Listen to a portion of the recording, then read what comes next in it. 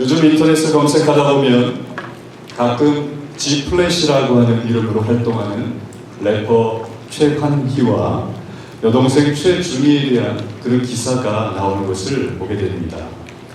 이 친구들의 나이는 2001년생, 2003년생으로 몇 년 전만 해도 여러분과 같은 청소년 시기를 보냈던 그 친구들입니다. 그런데 그 친구들 엄마가 여러분은 잘 모르시겠지만 한때 대한민국 최고의 유명 배우였다가 삶을 마감한 최진실 씨입니다. 최진실 씨는요, 1980년대 유명한 광고 카피인 순간의 선택이 10년을 좌우합니다 라는 그런 유행어를 통해서 자신이 광고하는 전자제품을 소비자들에게 홍보했던 것을 기억해봤습니다. 매장에 전자제품은 여러 개가 있는데 어떤 전자제품을 사서 써보니 3년, 4년만 쓰고 고장이 나는 겁니다. 그러나 또 다른 제품을 사서 써보니 10년까지 고장나지 않고 끄떡없으니 제품을 구매할 때 선택을 잘 해야 된다 하는 그런 광고인 것이죠. 그런데 우리가 물건을 살 때 그렇게 수많은 고민 끝에 선택을 하듯이 우리가 사는 인생을 잘 생각해 보면 늘 수많은 선택을 하며 살아가는 것 같습니다. 여러분은 어떠신가요? 그냥 아무 생각 없이 시간이 흘러가는 대로 본능대로 살아가는 친구도 있을 수 있지만 어떤 친구는 아침에 일어날 때부터 선택을 시작할 것입니다. 엄마가 깨우셨는데 지금 바로 일어날까? 아니면 5분만 더 자겠다고 말씀드릴까? 하는 그런 고민을 하지 않습니까? 고민도 안 하고 그냥 잡니까? 아침밥을 먹을 때도 밥을 먼저 먹을까? 국을 먼저 먹을까? 하는 순간적인 잠깐의 고민을 하지 않습니까? 또 이번 동기 수양에 참석해 볼 것을 부모님이나 교회 선생님들이 여러분들에게 권했을 때 갈까 말까 하고 또 선택의 고민도 했을 수 있고요. 아무튼지 이렇게 우리 인생에서는요, 끝없는 선택의 시간이 주어집니다. 때로는 그 선택이 좋은 선택일 수도 있고 나쁜 선택일 수도 있는데 시간이 지나봐야 우리는 알게 되는 경우가 많습니다.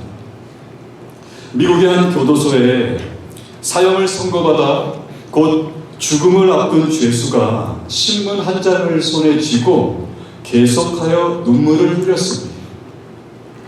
그 신문에 큰 글자의 헤드라인 그 기사 제목은요, 미국 제22대 대통령 클리블랜드 취임이라는 제목이었습니다. 그러자 교도소를 관리하는 직원이 그 사형수에게 슬프게 우는 이유가 뭐냐 하고 물었습니다. 그랬더니 그는 고개를 떨구며 이 신문에 나온 클리블랜드와 나는 같은 대학교 동창 친구입니다. 그런데 어느 날 수업을 마치고 나오다가 둘은 똑같이 교회의 종소리를 들었다는 겁니다. 그런데 그때 클리블랜드가 친구야, 교회에 우리 같이 가보자, 이렇게 속삭이더라는 겁니다. 그러나 그때 나는 거절했습니다. 결국 클리블랜드는 교회로, 나는 술집으로 향했습니다. 생각해보니 그것이 우리 인생을 확연하게 갈라놓은 것 같습니다 라고 말하였습니다. 정말로 그 클리블랜드라고 하는 친구는요, 그날 새로운 삶을, 그동안 교회를 안 다녔거든요. 그런데 그날부터 새로운 삶을 결심했고 사형수 친구는 술과 쾌락의 삶에 빠져들어갔습니다. 그리고 세월이 흐르면서 두 사람의 인생은 점점점 더 그 격차가 커지게 되더니 완전히 달라졌습니다. 예배 시간을 알리는 그 교회의 종소리를 하늘이 나를 교회로 부르는 초대로 받아들인 그 사람은 대통령이 되고 그 소리를 거절하는 선택을 한 사람은 사형수가 되었다는 것입니다. 그러니 선택이라고 하는 것이 우리 인생에 있어서 얼마나 중요한지를 우리는 잘 생각해 보아야만 하는 겁니다. 그런데 우리보다 먼저 인생을 살아보았던 선배들의 어른들의 선택과 그 결과가 우리로 하여금 좋은 선택을 할 수 있는 그런 참고가 될 수 있을 겁니다. 물론 모든 사람의 인생이 똑같을 수는 없기 때문에 참고만 해야 되겠지만 분명히 여러분에게 도움이 될 수가 있는 것이죠. 그런 의미에서 우리는 오늘 말씀을 통해 지금으로부터 약 2500년 전쯤에 다니엘의 세 친구의 선택에 대해서 한번 살펴보고자 합니다. 다니엘의 세 친구의 인생의 선택은 첫 번째로 하나님으로 인한 죽음 또는 우상 숭배로 인한 부귀영화 중의 선택이었습니다. 우리가 읽은 성경 본문 5절에 너희는 나팔과 피리와 수금과 사면금과 양금과 생황과 및 모든 악기 소리를 들을 때 엎드려 느부갓네살 왕이 세운 금신상에게 절하라고 하였습니다. 그런데 여기서 아까 말씀드린 그 중요한 그 대지 제목에서요, 부귀영화라고 하는 그 말은요, 재산이 많고 지위가 높으며 귀하게 되어 세상에서 영광을 누린다 하는 그런 뜻입니다. 한마디로 세상에서의 성공을 말하는 것이 부귀영화인 것이죠. 오늘 우리가 살펴볼 성경의 바로 앞쪽에 나와 있는 다니엘서 2장을 보게 되면요, 다니엘이 바벨론 느부갓네살 왕의 꿈을 해석하였는데 그 꿈에 머리가 순금인 사람 모양의 큰 신상이 나왔습니다. 신상이라고 하는 말은 신의 모습을 한 조각상을 말합니다. 여러분 미술관에 혹시 가보면 조각으로 만든 조각상이 있잖아요. 그런데 신의 모양을 한 조각상이 바로 신상이라는 거예요. 그런데 그 신상은 세상을 호령하던 여러 나라를 보여주고 그 중에 대표적인 나라가 바로 바벨론 느부갓네살이 전성기를 이루고 있던 바로 바벨론 제국이었습니다. 그런데 오늘 우리가 읽은 성경 본문 1절에 보면요, 우리가 읽지는 않았죠. 우리 해당되는 그 본문입니다만 1절에 보면 느부갓네살 왕이 금으로 신상을 만들었으니 높이는 60규빗이요 너비는 6규빗이라고 했습니다. 다니엘 2장에서 다니엘의 꿈 해석에 보면 그 큰 신상과 같은 여러 강력한 나라들이 결국은 다 사라질 것을 말하고 있습니다. 그런데 그럼에도 불구하고 다니엘서 3장에 와서 바벨론 왕이 금을 입힌 거대한 신상을 만들게 하였다는 것입니다. 그것은 바로 세계 최고의 제국을 이룬 바벨론에서 자신의 업적을 높이고 자랑하기를 원하는 바벨론 느부갓네살 왕의 모습을 보여주는 것입니다. 그러나 사실 하나님이 다니엘을 통해 바벨론 왕에게 큰 신상이 깨지는 것에 대한 그런 경고를 하셨으면 겸손하게 나라를 잘 다스릴 생각을 해야만 했습니다. 그런데 오히려 자신의 업적을 자랑하는 그런 교만함으로 높이 30m 되는 큰 신상을 만들었던 것입니다. 참고로 높이 30m는요 아파트 11층 높이의 그런 아주 거대한 아주 높은 그러한 우리 신상의 모양을 나타나게 됩니다. 느부갓네살 왕은요 그 금 신상을 다 만든 후에는 모든 신하들을 불러놓고 5절에 보면 너희는 나팔과 피리와 수금과 사면금과 양금과 생황과 및 모든 악기 소리를 들을 때 엎드려 느부갓네살 왕이 세운 금신상에게 절하라 이렇게 명령을 합니다. 자, 여기에 있어요. 고개를 숙여 절을 하는 것은 단순히 안녕하세요 하는 인사 정도가 아니라 왕에게 절대 복종할 것을 명령하는 겁니다. 그리고 만일 그 명령을 따르지 않는 자는요 6절의 말과 같이 누구든지 예외 없이 지위가 높든지 낮든지 관계없이 모두 다 엎드려 절하지 아니하는 자는 즉시 맹렬히 타는 풀무불에 던져놓는 무서운 벌을 주겠다라고 하였습니다.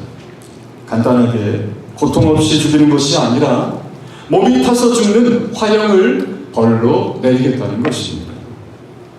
이것은 그 자리에 참석한 누구나 두려움에 떨 수밖에 없는 왕의 우상 숭배의 명령이었습니다.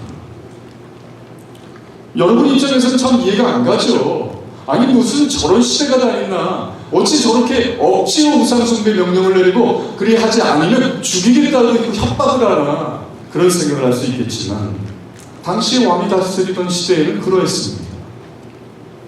마치 이것은요, 일본이 우리나라를 침략했을 때 일본의 천황에게 그처럼 절하게 했었던 것과 비슷합니다. 한국인에게 복음을 전하는 선교를 위하여서 중국 만주에서 일하다가 일본의 천황에게 그렇게 절하게 하는 신사참배 그 우상숭배를 반대한 선교사님이 있었습니다.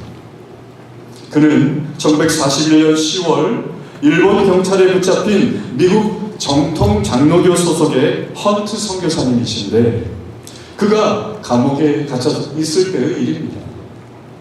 선교사님은 겨울이 되면서 날씨가 추워져서 생활하기가 곤란하여 따뜻한 이불 하나를 감옥에 좀 넣어달라고 그렇게 요청을 했는데 거절당했습니다. 따라서 할 수 없이 그는 겉옷인 외투 한 벌로 딱딱하고 찬 감방에서 그 추운 겨울을 보내야만 했었습니다. 그러다가 미국과 일본이 전쟁을 한다는 소문이 감옥 안에까지 퍼져 감옥 안에도 술렁술렁 하는 그런 중에 어느 날 헌트 선교사님은요, 감옥의 책임자인 소장실의 호출을 받고 가게 됩니다. 소장실 입구에는 전에 감옥 측에 부탁했던 집을 넣은 따뜻한 이불이 놓여 있었습니다. 사무실에 들어가니 몸집이 크고 공부도 좀 한 것 같은 샤프해 보이는 일본인이 책상에 앉아서 단도직입적으로 묻습니다. 당신은 미국에 돌아가기를 원하십니까? 물론 우리가 당신을 보낼 것이라고 확실하게 약속을 할 수는 없지만 만약에 갈 수 있다라고 한다면 미국으로 돌아가겠습니까? 하고 이렇게 묻습니다. 이전에도 많은 선교사님들이 감옥에서 온갖 모욕을 당하고 고난을 겪다가 그런 식으로 그 선교하던 그 나라를 떠난다는 조건으로 감옥을 나간 일들을 헌트 선교사님은 알고 있었습니다. 그래서 그는 문 앞에 있던 누더기 같은 그 이불을 바라봅니다. 미국이냐 아니면 저 이불을 가지고 언제 나올지 알 수도 없는 감방으로 다시 들어가야 되느냐, 선택을 해야 되는 상황이 되었던 겁니다. 그때 헌트 선교사님은 나 자신의 안전만 생각한다면 나는 당장 미국으로 돌아가고 싶습니다. 그렇지만 선교사로서 나는 하나님께서 이 나라에 보내신 것을 확신하며 따라서 내가 있어야 될 이곳에 있기를 원합니다. 나는 돌아가지 않겠습니다. 라는 선택을 하였습니다. 우리가 아는 6.25 전쟁 때에도요, 북한 공산군이 성도들에게 신앙을 택할 것이냐 죽음을 택할 것이냐 강요했던 그런 사실이 역사적으로 기록이 되어 있습니다. 그런데 사실 대부분의 바벨론 제국의 신하들에게는요, 금신상에게 절한다고 하는 것이 결코 어려운 일이 아닙니다. 왜냐하면 바벨론 사람들은 이미 수많은 신들을 섬기고 있었기 때문에 한 사람이 하나의 신만 섬기는 게 아니에요. 수많은 신들을 섬기고 있었기 때문에 왕의 금신상 하나를 추가한다고 해서 뭐가 달라질 게 없었다는 것이죠. 그러나 문제는 다니엘과 세 친구와 같은 하나님 단 한 분만의 신을 믿는 바로 믿음의 신앙인들이었습니다. 우리 신앙인은 하나님의 어떤 신도 섬겨서는 안 되고 우상에게 절하지도 말아야 한다는 것이 바로 우리 신앙인들에게는 깊이 각인되어 있지 않습니까? 왜 그렇습니까? 왜 그래야만 합니까? 하나님 말고 또 다른 신을 섬기면 안 됩니까? 왜냐하면 이 세상에 있는 가장 참되고 유일한 신은 오직 하나님밖에 없기 때문에 그렇습니다. 여러분, 세상 사람들은요, 기독교인들을 때때로 비난합니다. 뭐라고 하냐면요, 당신들은 너무 편협하다 이거예요. 왜 당신의 신인 하나님만 있다라고 주장을 하느냐 이거예요. 우리에게는 우리 신도 있는데 왜 우리 신을 존중하지 않느냐 이겁니다. 그러나 그럴 수가 없는 거예요. 그들의 신이 정말로 있다라고 한다면 존중할 수 있어요. 그러나 이 세상의 신은 오직 하나님밖에 없는 겁니다. 우리가 그러고 싶어서 그러는 게 아니에요. 이것이 사실인 걸 어찌 압니까? 하나님과 같은 신이 아닌데 그 거짓 신에게 어찌 우리가 우상 숭배를 한다는 말입니까? 그러니 다니엘의 세 친구와 신앙인들이 금신상 우상에게 절을 할 것이냐 말 것이냐의 선택을 앞두고 고민이 될 수밖에 없는 상황이 되었습니다. 드디어 때가 왔습니다. 왕이 말한 대로 온갖 악기 소리가 들리자 그것을 신호로 모든 사람들이 금신상에 절을 했습니다. 그런데 8절에 보면 어떤 갈대아 사람들이 나와 유다 사람들을 참소하니라고 했습니다. 갈대아 사람은 원래부터 그 땅에 살고 있던 바벨론 사람들을 말하는데 이 바벨론 사람들이요, 이스라엘 유다 사람인 다니엘과 다니엘의 세 친구를 왕에게 고발을 했던 겁니다. 자세한 이들의 고발 내용은 12절에 보면 이제 몇 유다 사람 사드락과 메삭과 아벳느고는 왕이 세워 바벨론 지방을 다스리게 하신 자이건을 왕이여 이 사람들이 왕을 높이지 아니하며 왕의 신들을 섬기지 아니하며 왕이 세우신 금신상에게 절하지 아니합니다 라고 고발을 했던 겁니다. 정말로 모든 사람들이 악기 소리에 맞춰 절을 할 때 다니엘의 세 친구는 절하지 않고 그대로 서 있었습니다. 그런데 과거에 다니엘이 왕의 꿈을 해석하고 바벨론에서 가장 높은 신하의 지위에 있을 때예요. 왕에게 건의해서 이 세 친구들을 바벨론 지방을 다스리는 큰 일을 맡기게 하였습니다. 바로 그 일이 문제가 되었습니다. 애쓰시는 여러분, 굴러온 돌이 박힌 돌을 빼낸다는 속담을 아시나요? 아시죠? 이것은요, 외부에서 들어온 사람이 본래부터 있던 사람을 내쫓는다고 하는 그런 뜻입니다. 즉 바벨론 나라에서 왕에게 신임받으며 크게 쓰임받아야 될 사람은 본래부터 그 땅에 살던 바벨론 왕과 똑같은 바벨론 사람들이 되어야 하는데, 아니 외부에서 들어온, 더구나 전쟁 포로로 잡혀온 이스라엘 유다 사람인 다니엘과 세 친구가 큰 지위를 얻게 되었으니 바벨론 사람들이 크게 질투를 하였던 겁니다. 그래서 그들은요, 평상시에도 세 친구들을 못마땅하게 생각을 하였고요, 마침 트집 잡을 기회를 잡았던 거예요. 그래서 바로 왕에게 고발을 하였습니다. 그런데 세 친구보다도 사실은 다니엘이야말로 바벨론 사람들이 가장 경계하고 제거해야 될 외부에서 들어온 그런 1순위의 사람일 텐데 왜 다니엘을 고발하지 않았을까요? 아니, 오늘 성경, 우리가 보게 될 이 성경 본문 다니엘서 3장에는요 왜 다니엘이 등장하지 않았을까요? 여러분 중에 다니엘서를 읽어오신 친구들도 있을 수 있는데 3장을 보셨죠? 그 3장에 왜 다니엘이 등장하지 않는 거예요? 이유가 뭡니까? 그 이유로 이런저런 말들이 있지만 성경에서 자세히 설명하고 있지는 않기 때문에 우리가 정확히 알 수는 없습니다. 다만 분명한 것은 그 자리에 다니엘은 없었다는 겁니다. 만약에 다니엘이 그 자리에 있었더라면 친구들을 변호하기 위해서 왕 앞에 분명히 나섰을 것입니다. 아무튼지 포로로 잡혀간 그 바벨론 땅에서 큰 지위를 얻은 세 친구는요, 온갖 부귀영화가 성공이 보장된 그런 삶을 살고 있었지만 그것을 포기해야 될 수도 있는 그런 선택을 눈앞에 두고 있었습니다. 하나님으로 인한 죽음이냐, 아니면 우상 숭배를 함으로 인한 부귀영화, 성공을 얻느냐, 그러한 선택이 그들에게 주어졌다라는 것입니다. 아마도 대부분의 사람들은 눈 한 번 딱 감고요, 한 번이잖아요. 눈 한 번 딱 감고 우상 숭배한 다음에 부귀영화를, 성공을 보장하는 그런 선택을 할 것이라 생각이 듭니다. 그러나 다니엘의 세 친구는 하나님만을 섬김으로 죽음당할 것을 선택을 합니다. 여러분, 이 얼마나 놀라운 선택입니까? 여러분, 그런 선택을 과연 할 수 있을까요? 우리가 아무리 이 세상의 모든 것을 내가 다 가진다고 해도 내가 죽고 나면 무슨 소용이 있습니까? 죽으면 아무 소용이 없는 거예요.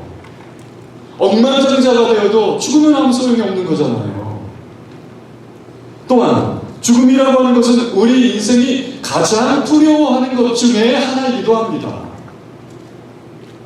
오죽하면 중국의 진시 황제는요, 모든 권력을, 모든 부귀영화를 누리고 있었지만 죽기 싫어서 어떻게 해서 오래오래 살고 싶어서 죽지 않는다고 하는 그 소문 속에 있는 불로초를 찾아서 그렇게 해냈던 것 아닙니까? 그러나 그럼에도 불구하고 이 세 친구는요, 하나님으로 인한 죽음을 선택하는 멋진 신앙인들이었습니다. 여러분, 물론 아니 그래요, 성경 속의 다니엘의 세 친구들은 그렇게 우상 숭배하지 아니하고 하나님을 위해서 죽는 것을 선택을 하긴 했는데, 목사님, 우리에게 과연 그런 일들이 현실적으로 일어날까요? 지금은 너무나도 평화로운 시대를 살아가고 있는데 정말로 나에게 그렇게 와닿지 않는 것 같아요. 그냥 성경 속의 이야기인 것 같아요. 이렇게 여러분에게 생각이 될 수도 있겠지만요, 여러분, 지금 이 다니엘의 세 친구에게 주어진 이 선택의 문제는요, 여러분이 꼭 죽는다고 하는 그러한 생각을 하지 아니한다 할지라도요, 여러분의 인생에 있어서 그런 선택이 시시때때로 주어짐을 기억해야만 합니다. 여러분이 인생 살아가는 가운데 여러분이 정말로 이루고 싶었던 성공이 눈앞에 있습니다. 한 걸음 한 걸음 다가가는 그 성공을 얻을 수 있습니다. 그런데 말이죠, 만일 그러한 성공을 손에 쥐었을 때 그것은 나에게 감사할 일이나, 만일 그것이 하나님의 뜻에 어긋나는 것이면 어찌하겠습니까? 그것이 하나님 앞에 올려드리는 예배와 맞바꾸어야 되는 것이라고 하면 어찌하겠습니까? 여러분이 단 한 번의 예배를 빠지고 그런 성공을 손에 쥐어야 된다고 한다면 여러분은 그 성공을 쥐어야 되겠습니다. 그런 선택이 여러분에게 주어졌을 때는 어찌하겠습니까? 부디 다니엘의 세 친구와도 같은 인생의 선택을 하기를 바랍니다. 둘째로, 다니엘의 세 친구의 인생의 선택, 둘째로 자신들의 주인 대신 하나님의 주권을 인정하는 선택이었습니다. 오늘 성경 18절을 보면요, 그렇게 하지 아니하실지라도 왕이여, 우리가 왕의 신들을 섬기지도 아니하고 왕이 세우신 금신상에게 절하지도 아니할 줄을 아옵소서라고 했습니다. 여러분, 세 친구를 질투하던 바벨론 사람들의 고발로 느부갓네살 왕은 노하고 분하여서 그들을 내 앞으로 끌고 오라 이렇게 명령합니다. 그러나 여기서 한 가지 우리가 주목할 것은, 애초에 왕이요, 금신상 우상 숭배 명령을 내릴 때 6절을 다시 한번 보게 되면 누구든지 엎드려 절하지 아니하는 자는 다음에 뭐라고 써있어요? 즉시 맹렬히 타는 붉은 불에 던져 넣으리라 이렇게 얘기했거든요. 그렇다고 한다면, 이 명령대로라면 세 친구를 왕 앞으로 끌고 올 필요도 없이 왕의 명령대로 즉시 붉은 불에 던져 넣는 벌을 주면 되는 겁니다. 그래야만이 바벨론 왕의 한마디는 반드시 즉각적으로 지켜져야 되는 무서운 명령이구나 하는 인식이 모든 백성들에게 주어질 것 아닙니까? 그러나 왕은 그렇게 하지 않고 세 친구를 직접 추궁합니다. 그 이유는요, 왕이 그토록 청해하는 다니엘이 추천한 세 친구였고요, 또 하나님이 그들에게 지혜와 성실함을 주셔서 나라 일을 너무나도 잘했기 때문에 그 왕도 세 친구를 아꼈기 때문일 것으로 우리는 추측해 볼 수 있습니다. 그래서 왕은 그들을 고발하는 사람들의 말이 사실인지를 확인하고자 합니다. 왕은 세 친구를 직접 신문하면서 15절에서 이제라도 너희가 준비하였다가 악기 소리가 들렸을 때 금신상 앞에 절하면 좋거니와, 즉 내가 용서해 주겠지만 만일 절하지 아니하면 풀무불에 던져 넣을 것이다 라고 말하면서 너희에게 내가 특별히 기회를 한번 더 주겠다라고 이야기를 하면서 동시에 협박도 하는 겁니다. 물론 이러한 제안도 사실 왕으로서 해서는 안 될 것입니다. 아까 전에도 말씀드렸듯이 왕의 명령의 무서움을 백성들에게 인식시키기 위해서는요, 잘못을 했으면 반드시 벌을 줘야 된다라고 하는, 절대로 예외를 두어서는 안 된다는 것을 보여줘야 되거든요. 그런데 왕은 자신이 그런 것을 깨고 있는 겁니다. 한편 바벨론 왕은요, 여기서 대단히 큰 실수를 했습니다. 그것은 바로 하나님을 향한 도전이었습니다. 왕은 아주 뜨거운 불문불에서 새 친구를 구해낼 수 있는 신은 없다라고 단호하게 말을 했습니다. 그것은 다니엘과 새 친구가 믿는 하나님을 무시하는 말입니다. 금신상 숭배를 앞에 두고 느부갓네살 왕과 새 친구가 밀고 당기고 씨름을 하는 것처럼 보였는데, 이제 그 상황이요, 하나님과 왕의 대결로 바뀌는 것 같은 순간인 것입니다. 교만한 이 왕의 모습은 죄로 완전히 타락한, 하나님을 모르는, 하나님을 무시하는 그런 인생의 심각함을 보여주는 것이기도 합니다. 그런데 여러분, 이 대결에 대해 새 친구는요, 하나님의 당연한 승리로 선언을 합니다. 17절에서 왕이여, 우리가 섬기는 하나님이 계시다면 우리를 맹렬히 타는 불문불 가운데서 능히 건져내시겠고 왕의 손에서도 건져내시리이다 라고 말합니다. 왕의 손에서 건져내신다는 말은 전 세계 최고의 왕으로 불리는 이 바벨론 왕의 자존심을 건드리는 아주 열받는 도전적인 말입니다.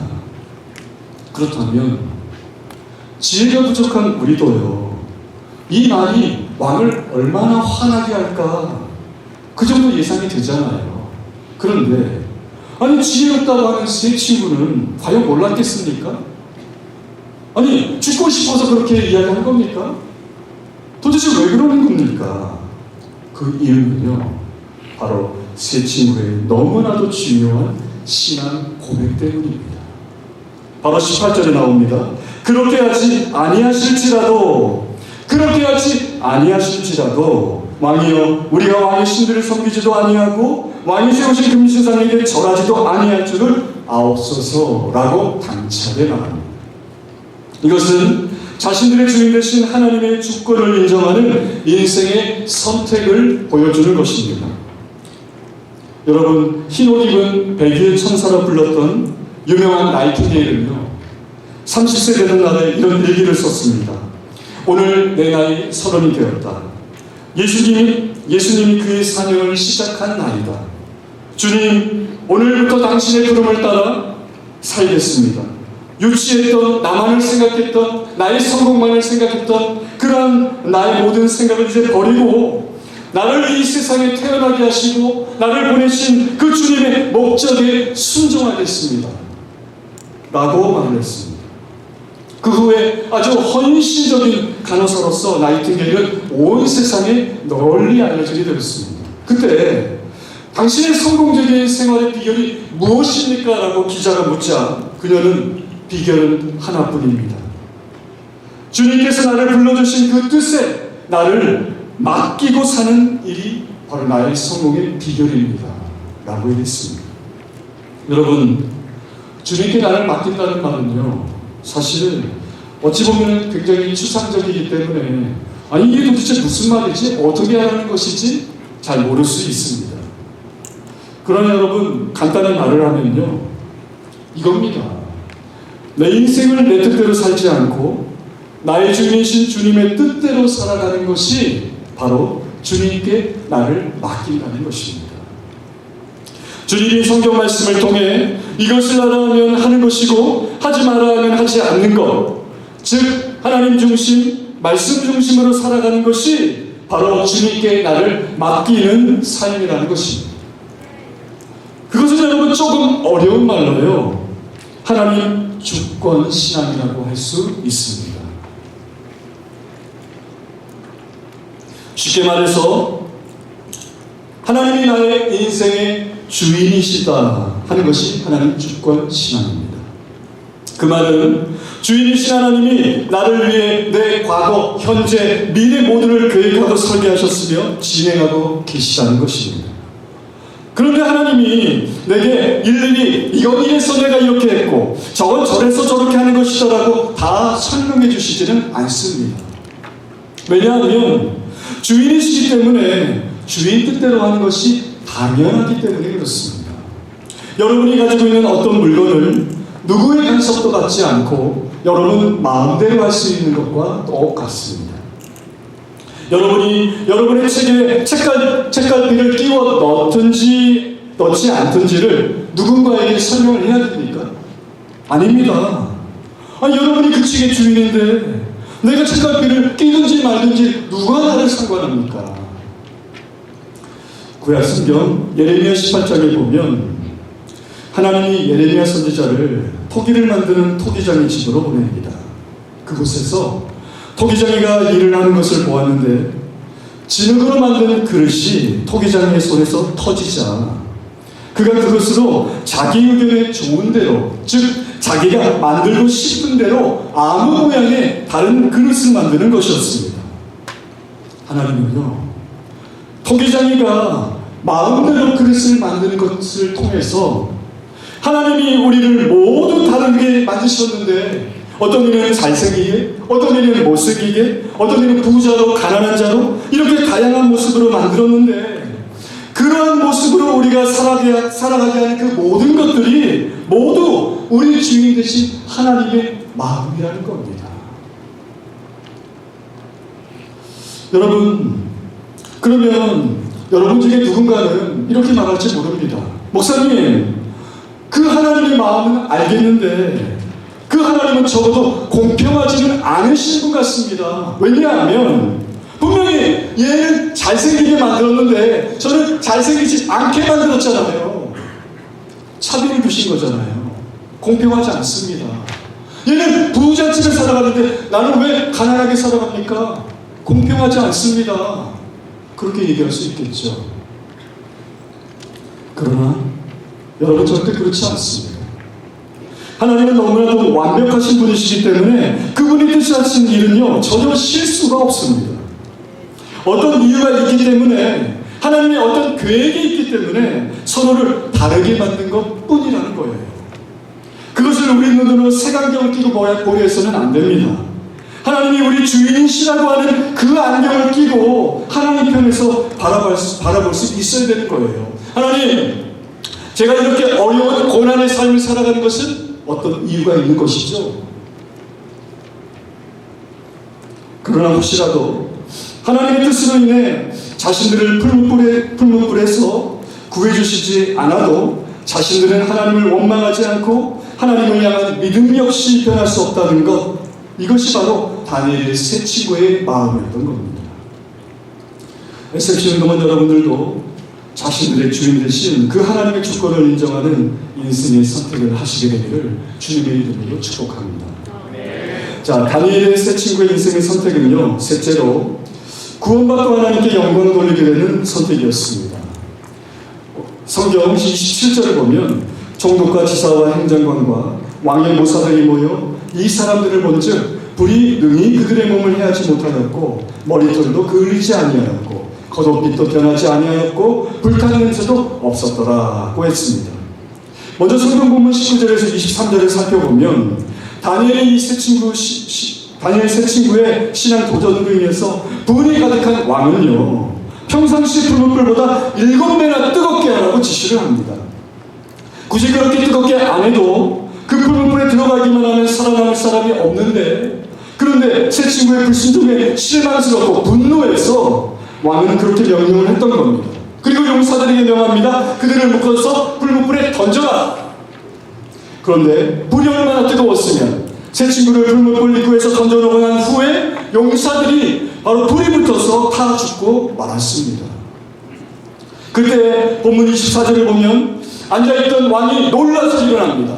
아니, 옆에 있던 모사들, 왕에게 조언을 해주던 그 지혜자들에게 왕은 묻습니다. 아니, 우리가 결박하여 불 가운데 던진 자는 세 사람이 아니더냐? 그런데 25절에서 말하기를 내가 보니 결박되지 아니한 네 사람이 불 가운데로 다니는데 상하지도 아니했고 넷째 모양은 신들의 아들과 같다. 이렇게 얘기하는 겁니다. 무슨 말입니까? 불목불 속에서 진작 죽었어야 될 세 친구가 또 다른 신과 같은 이와 여유롭게 왔다 갔다 하며 대화를 나누고 있다는 겁니다. 여러분, 유명한 개혁주의 신학자인 칼빈은요, 이 중 네 번째 사람을 하나님이 세 친구를 구원하시기 위해 보내신 사자, 천사라고 이야기를 합니다. 아무튼지 여러분, 한마디로 기적이 일어난 겁니다. 왕의 권세에 도전한 믿음의 사람들이 세 친구는 죽지 않고 멀쩡하게 살아있었던 겁니다. 그런데 다니엘의 세 친구가 이렇게 구원받은 것도 놀랄 일이지만 더 놀라운 일이 벌어집니다.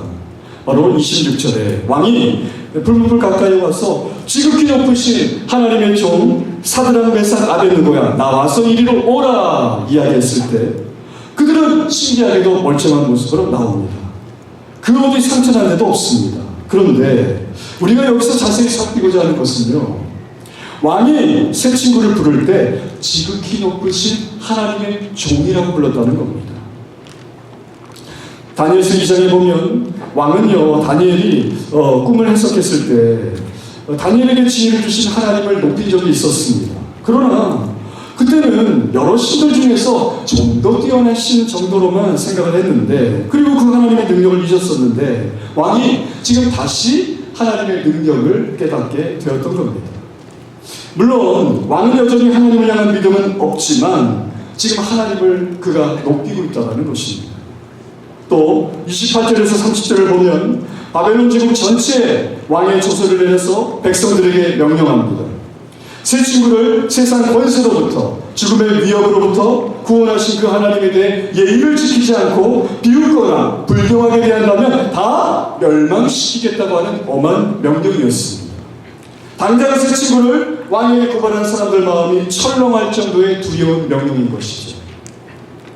그리고 최소한 얼마 동안은 그 누구도 감히 세 친구를 모함하려고 시도조차 하지 못했을 것입니다.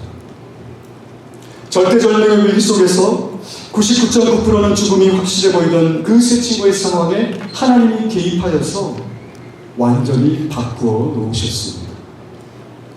세 친구를 고발하여 바벨론 높은 지위에서 끌어내리려고 하는 악한 자들의 의도와는 다르게요, 30절에 보면 왕이 그들을 바벨론 지방에서 더욱 높였다라고 되어 있더라는 것이죠. 여러분, 정말로 하나님을 위해서 우상 숭배의 죄를 멀리하고 죽음을 택했던 이 세 친구들은요, 그러한 인생의 선택을 함으로 말미암아 결국에는 구원받고 하나님께 영광 돌리게 되는 선택이 되었음을 우리는 알 수 있다는 것입니다. SFC 운동원 여러분, 10대, 20대 시기를 보내고 있는 여러분들은 지금까지도 많은 선택을 해왔겠지만 앞으로 주어진 너무나 많은 그런 인생의 시간 동안에 크고 작은 수많은 선택들이 여러분을 기다리고 있습니다. 아무 생각 없이 그냥 한 가지를 선택할 수도 있겠지만 여러분이 기대되는 미래를 위해서는요, 꼭 신중하게 선택을 해야만 합니다. 특히나 신앙적인 선택을 해야 되는 상황에서는 더욱 그렇습니다. 진실로 참으로 여러분을 위해 십자가에 달리셨고 부활하셔서 이 땅에 다시 오실 그 예수님이 여러분을 위해서 천국을 준비해 주셨음을 믿어야 됩니다. 따라서 여러분은요, 천국을 소망하는 사람으로서 이 세상에서의 그 어떤 즐거운 것보다, 이 세상에서의 그 어떤 성공보다도 여러분은 그 천국 소망을 여러분의 소망으로, 위안으로 삼는 그러한 믿음이 있어야만 합니다. 그 어떤 선택을 하더라도 늘 하나님이 기뻐하실 수 있는 그런 선택이 되어야만 한다는 것입니다. 아까도 말씀을 드렸지만 학업은 여러분에게 있어서 정말로 중요합니다. 열심히 공부해야 되죠. 또 여러분들이 좋아하는 운동이나 게임이나 기타 등등의 그 많은 것들도 여러분에게 얼마나 여러분 인생에 중요하겠어요, 소중하겠어요. 그렇지만은 만일 그것이 하나님이 기뻐하시는 것과 맞바꾸어야 되는 것이라고 한다면 그것이 바로 우상이 되는 겁니다. 그럴 때는 여러분이 그것을 포기할 수 있어야 된다는 것이죠. 여러분은 이 세상의 그 무엇도 하나님과 바꿔서는 안 됩니다. 여러분을 구원하신 그 예수님과 바꿔서는 안 되는 겁니다. 여러분이 하나님과 예수님께 올려드리는 그 예배와 바꿔서도 안 되는 겁니다. 여러분이 어떤 성공을 하기 위해서 주의를 어기는 일은 있어서는 안 되는 겁니다. SFC가 정말로 뜨거운 SFC가 맞다고 한다면 여러분의 목숨을 걸고 인생을 걸고 그러한 선택을 해야만 한다는 것입니다. 이 사실을 꼭 기억을 하고 하나님이 기뻐하시는 인생의 선택을 하는 우리 SFC 운동원들 되기를 주님의 이름으로 축원합니다.